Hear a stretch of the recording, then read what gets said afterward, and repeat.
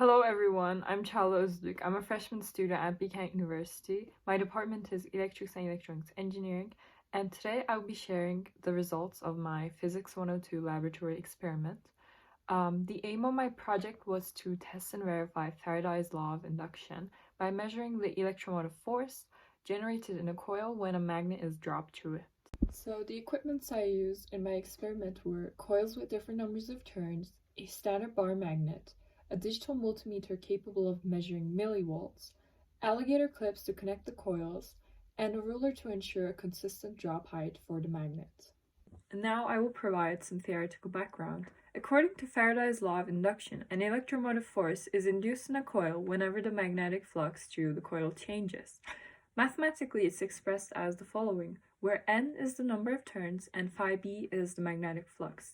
In simple terms, moving a magnet through a coil creates a changing magnetic field, which generates an electrical voltage across the coil.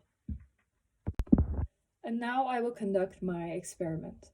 In the experiment, I connected the coil to the multimeter using clips and dropped the magnet through the center of the coil from a fixed height.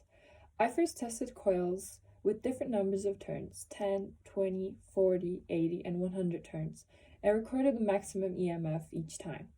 This allowed me to study how the induced EMF changes with the number of turns in the coil. So here's a quick look at my data. As the number of turns increased, the induced EMF also increased.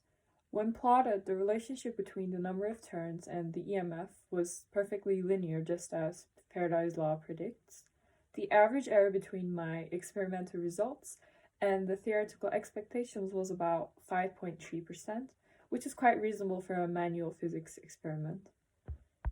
So, reasons for the errors. Of course, there were some small sources of error.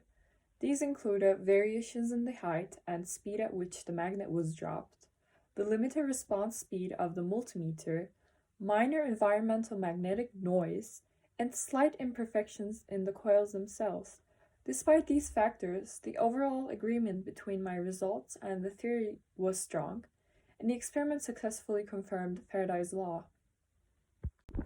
And this was the end of my experiment. Thank you for watching.